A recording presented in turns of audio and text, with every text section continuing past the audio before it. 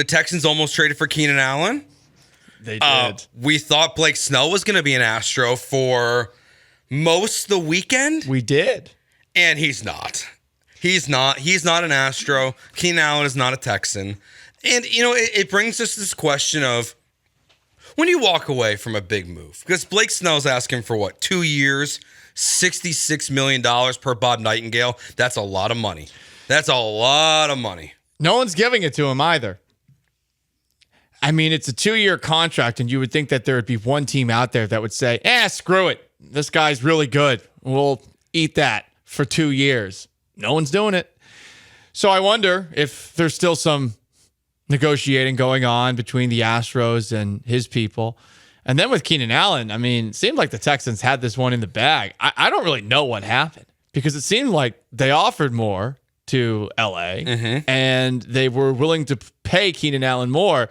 And yet he is a Chicago Bear for less than supposedly what the Texans offered. Yeah, this definitely feels like one of those Chargers don't want him to be in the AFC. That even though they lost Mike Williams and Keenan Allen, yes, they kept Bosa and Mack, so their defense is good.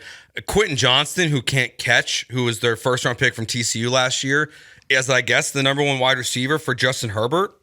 Good luck this season, but they clearly just didn't want Keenan Allen in the division. What a dumb thing. That's the only logical explanation. But they're not even in the division, in the conference. I know. This team, the Chargers are a joke.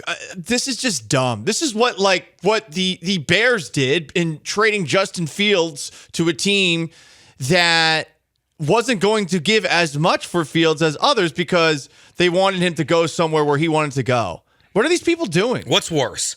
What the Bears did by doing that, by getting less capital because they are helping a player that they want to, I don't know, just get rid of?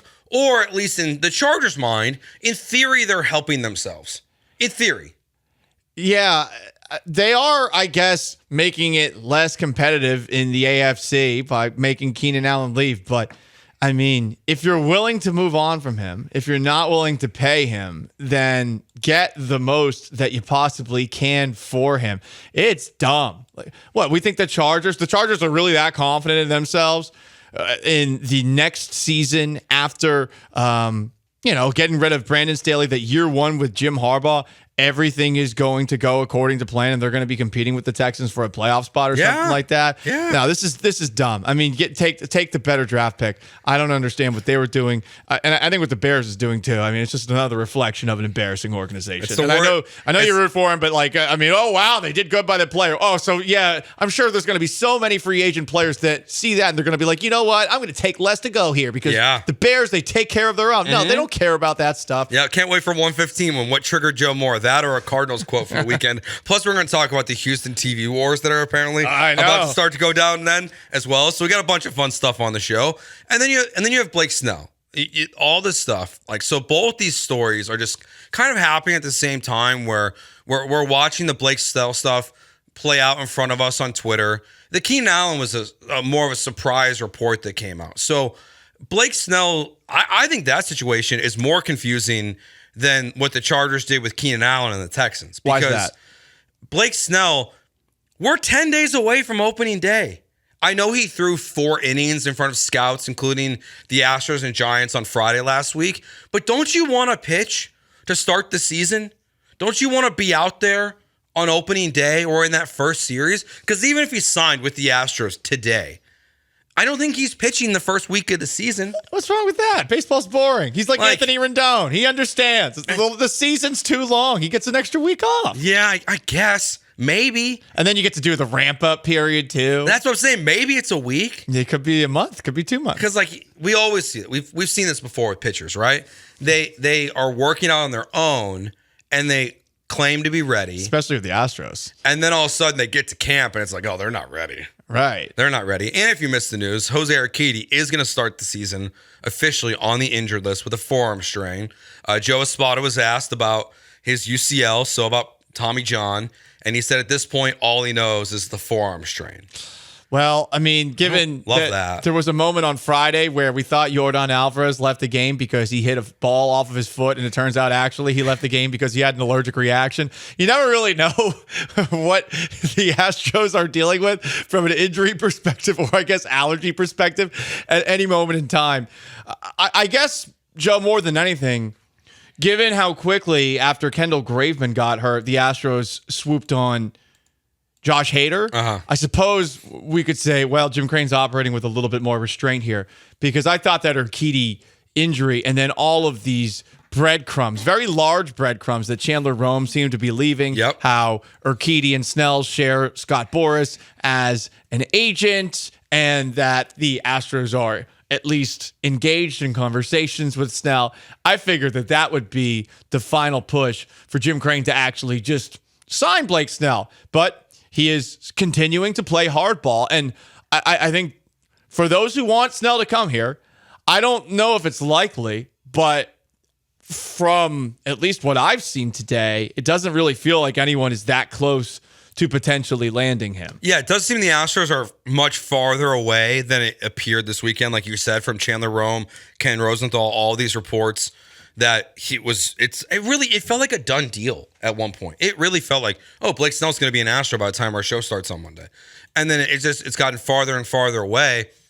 But it's not like the reports have come in that the Giants or the Yankees are swooping in. Right. I think the Giants are the favorites to get him, but I don't think that there's been anything out there that's saying, oh, the Giants are really thinking hard about giving him what he wants. Yeah. Two with 33 each for 66. And he wants the opt-out after the first year. So I do like the contract, honestly, for Blake Snell. If you're the Astros, it's not my money. It's Jim Crane's money. That's going to push him into luxury tax areas that he might not be comfortable with or whatever. But I do like the deal of if you're going to do it. Why are you laughing at me, Paul? There's a funny comment from Cornbread Fred, and it's about on the Twitch, essentially like, hey, if you just do it. And it says Lance McCullers is making almost $20 million a year to walk dogs. Oh, and shovel their poop. He says, "F it, just do it." I'm kind of there. Agreed. Just do it. Okay. They have to do it. They have to do something. Have to do something, and this is it. They really. I think this is the kind of movie. Jose Urquidy is going to have Tommy John. Calling my shot right now. Dr. Joe George here. Forearm strain, a lot of times, is the precursor to Tommy John. And we know how the Astros work. Remember this with Justin Verlander? I'm pretty confident Justin Verlander had a forearm strain in 2020. And then they waited, and then 6 months later, he had Tommy John.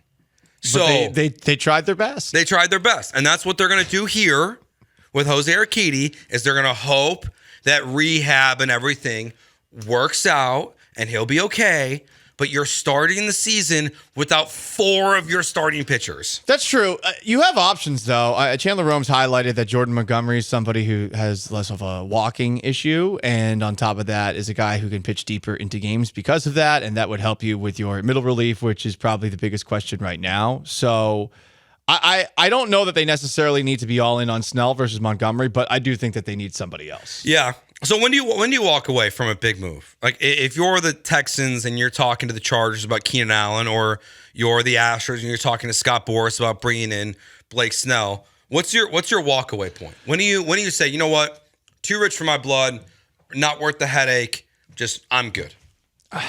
Honestly, probably for more than what Snell's asking. I feel like if it was $40 million or something like that per year, that's a little rich. Even if it was a 1-year deal where he could walk away at the end of it. I mean, it would help in the short term. But for Keenan Allen, I've been big of the belief that they just don't need another weapon. I feel like they're fine on that front. It's not, I mean, is it the greatest weaponry that any quarterback has? No, but Nico Collins, Tank Dell, Dalton Schultz, Joe Mixon, it's a pretty damn good quadrant of weapons to have to work with. So with Keenan Allen, what's confusing is they did seem to offer a pretty substantial amount. But I suppose if you have your convictions, you got to stick to them. You can't settle in life. If you have standards, You have to stick to the standards. And a lot of the people online that I'm seeing that are like demanding that the Astros do something or the Texans do something, it reminds me a lot of like all the married people that are telling me all the things that I need to do so what? That I can find a significant other, which is generally like bad, outdated advice because most of these people have been out of the game for a long period of time. What kind of advice is that? Just bad. It's always bad? Like, you need to go to the grocery store. You need to go and do a club. And it's like, no, people don't meet anymore in person. Yeah, I feel like the grocery store thing, that's not real. No, people don't want to be approached anymore. Yeah, I'm not, like, when I was single, I'm not trying to spit game while I'm looking for I would love to. If you see somebody at the grocery store, I'm like, oh, look at those plums. Oh, that's you. What? Plums is an interesting choice. Just saying. It's an interesting choice of fruit that you chose there. Sean, you look like you have thoughts. I can see why Paul doesn't pick anyone up at the grocery store. What? If it's all plum related. Wow, those melons. Oh, and you. I would never do it. You couldn't have paid me to try to pick some up at the grocery store. No one wants to be there. No one wants to be at the grocery store. Generally not. It's not an enjoyable experience. I don't think you should not approach. But what if I look hot? They're running an errand, but you shouldn't proposition them when they're running an errand. Why not? Because no one's like, man, love this. But that's what the married people are telling me to do. Well, they're wrong. Okay, thank you. Because also, find a married person that met someone at the grocery store. They're a liar. Yeah. If you know someone that's married and they say they met at the grocery store, I would bet you a good wager they actually met on Tinder. Or they're 65 years old. Good point. Touche. Tinder doesn't work. It worked for me. It doesn't work for me. Yeah, it's changed a lot. I haven't Back gotten in the math my on day. that happen Joe forever. George here for Tinder. Back in my day, Tinder worked a lot better for other purposes. 9062. Can we all agree that Justin Verlander just needs to do what Roger Clemens did and start in mid-June or July? No. That's what Dell and I have been saying. It's like, hey, take as much time as you Why? Because he's 41 years old. Who's going to pitch for the Astros until July? No Verlander, no Garcia, no McCullers? Sign someone. Well, that's fair. the same plan that we need right now. Yeah. Sign someone. That's fair. He's Paul Gallant. I'm Joe George. You can find us on Twitter at Gallant Says, at Joe George Radio, at Sean A. Mapes. So if Blake Snell's off the table, what's the pivot for the Astros? Do they have to? Honestly, we saw Spencer Arrighetti pitch very well And again, in his last spring training start. So maybe the Astros don't need to do anything. We'll discuss that next. We were discussing Blake Snell and it seemed like the Astros were close. Now it seems like they're far away. And the door's not shut yet, obviously, because he's still not on a team. But you mentioned Jordan Montgomery. Is that your pivot now to him right away, or are you open to other ideas, or just stand put? I don't really know what the other ideas are. I mean, I guess Michael Lorenzen, too. Yeah, that's really the only other one. So there are options. I saw from Ken Rosenthal, he tweeted this an hour ago. Free agent Michael Lorenzen threw 70 pitches yesterday, getting up and down 4 times, hitting 94 to 96 with his fastball, according to a report viewed by The Athletic. And his agent sent Rosenthal a video. I'm wondering if the fact that these 3 are still available has something just to do with the way that baseball's been a little finicky about spending big money. And we've seen a couple of off seasons, maybe not this one, but of just not a lot of action at all. But I also wonder too, if you are a pitcher and you're thinking about earning money and you feel like you have value, you can just sit there and wait, because why would you want to pitch a full season when I think everybody looks at workload that pitchers get these days and says that we want to minimize it as best we can? Sort of like what we used to have with Brett Favre when he was threatening retirement every offseason. Yes. But he just didn't want to go to training camp.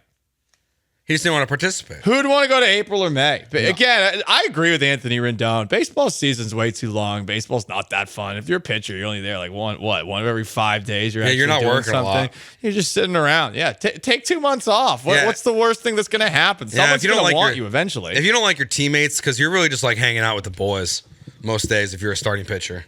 Hopefully you like the guys in the bullpen and the rotation. But if you're new, I mean, what's the incentive? You're going to have to make new friends and, At least Josh Hader's here. True. He's got at least one friend in the clubhouse. But he's going to be here for 5 years, so he's got an incentive. If you're a hired gun or a Hessian, a mercenary, you're coming in for 1 year, 2 years, or something like that.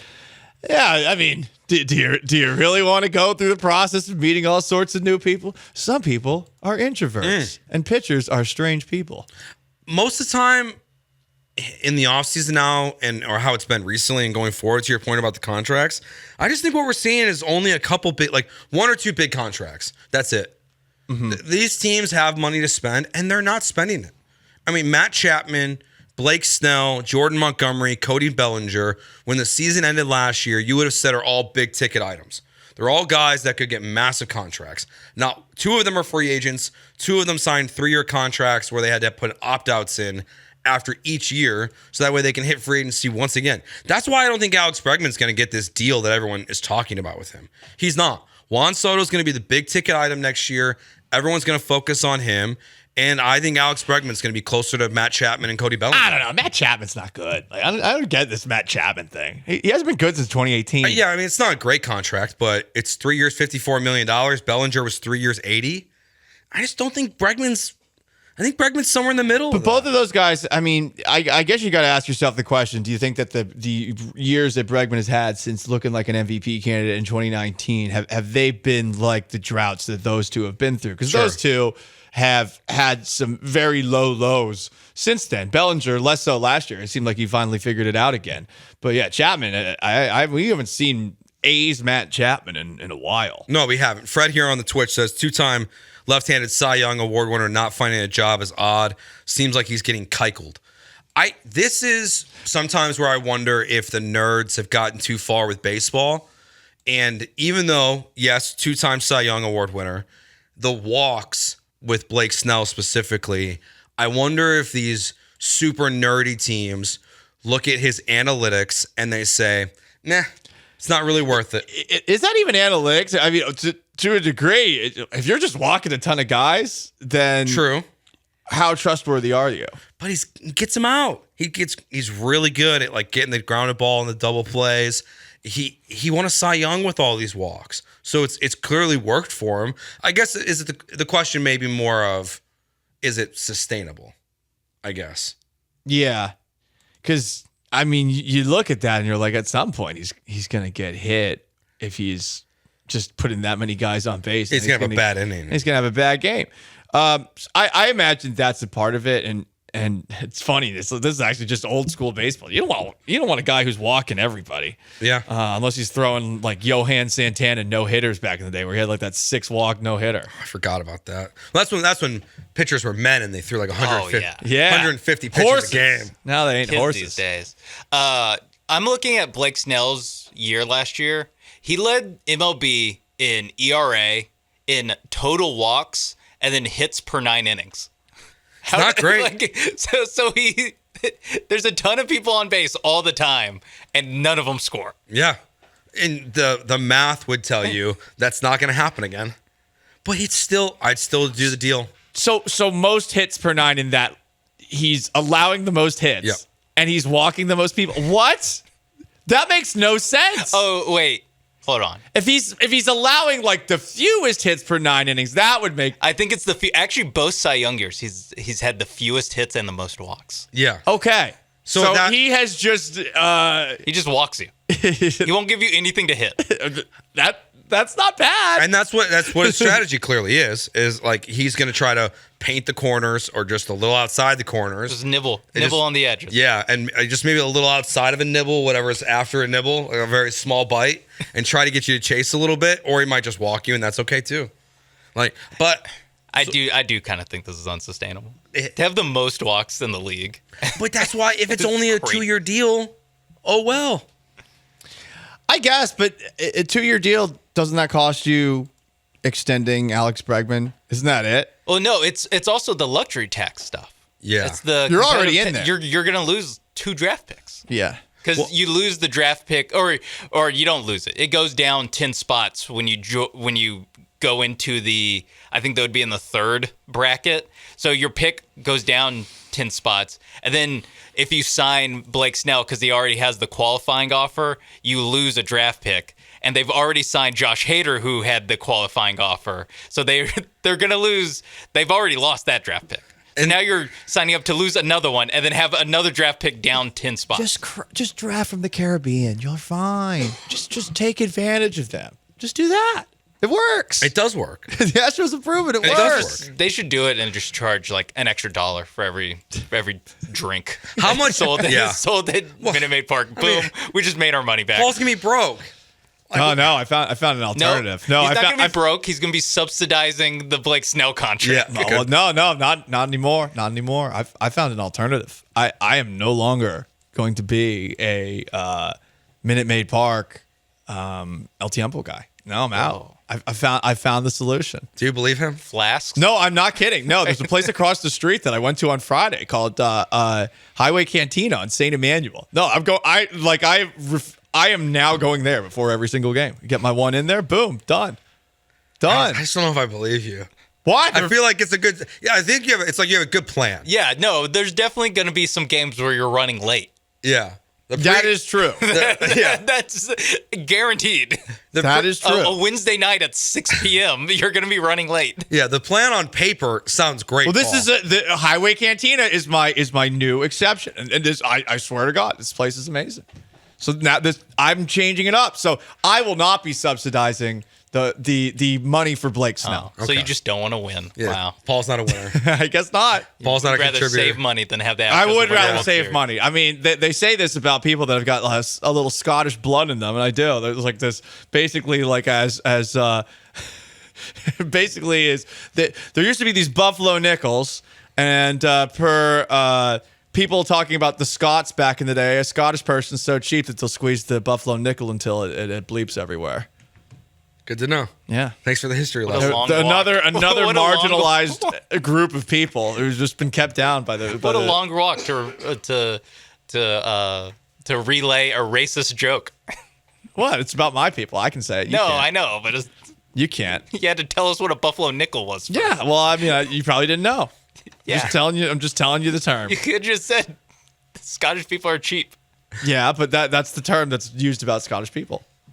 5044. Play with Snell or against him. That's what Jim Crane should be looking at right now. I mean, I guess the Rangers could potentially sign him, given that they haven't signed Jordan Montgomery. Yeah. So that is definitely something to consider. But, are you going to be defensive? Like, clearly the Astros have drawn a line in the sand over what he's asking for. And do you just sit there and wait? Because that's what the Astros are doing right now. Is hoping that he's going to bring it down to what? 25? The number specifically, I'm not 100% sure, but I imagine that they are a little bit flexible, given at least what I was reading rumor-wise over the weekend. It does feel like Snell's taken it back a little bit, Yeah. but not enough, clearly. Blake Snell just needs one more Astros pitcher to wake up with like a hangover. Get out of here. And then he's getting $30 million a year. Yeah. Just what Christian Javier needs to go if out that happens, too long at you're one night. banned from talking about the Astros. Frommer had an allergic reaction. They're going to torch you if another Astros pitcher's get I hurt. said get a hangover. Yeah. I just said he just needs to, skip a start and then let's skip Blake Snell. Hangover, allergic reaction. Yeah. Usual things. Jordan. I mean, this guy. One day, like a piano. Jeremy's going to call him so soft today. I can already hear it. 305, Jordan Alvarez soft. I mean, this is a guy who he had to miss a game because he had a stiff neck from a flight. He had to leave a game early because of smoke in Atlanta. Well, I get the smoke thing. Yeah, I do too, actually. Yeah, but if he seems to have allergies. He does have allergies. That makes a lot more sense. Yeah. There's just going to be a new Jordan rule, right? Yeah, there's going to be a new Jordan rule. Take allergy medication, buddy. Zyrtec. Take Zyrtec before every game. Yeah, the stuff I take, it works. It works. It does work. It's been making me feel a little bit better. Good. So you're actually on it. Yeah. You're not coughing everywhere with your emphysema. I'm still a little bit, but it's much better than it was. You've been coughing for like a week straight. It's and brutal, every time dude. saying I'm not sick. You're not sick? Yeah. I went to the doctor this weekend to verify. And they have them jab my brain basically still. the worst thing ever. They don't jab your brain with It that. feels like it. But they're not. I know, but it feels like they're tickling my brain. It's a little bit farther than anything goes up your nose. Exactly. It's uncomfortable. Let's be honest. None of our brains are that big. No, it's not. But It's like, not going they're into not. our effing nose. It would have to go past your eyes. Yeah, I know. That would be insane.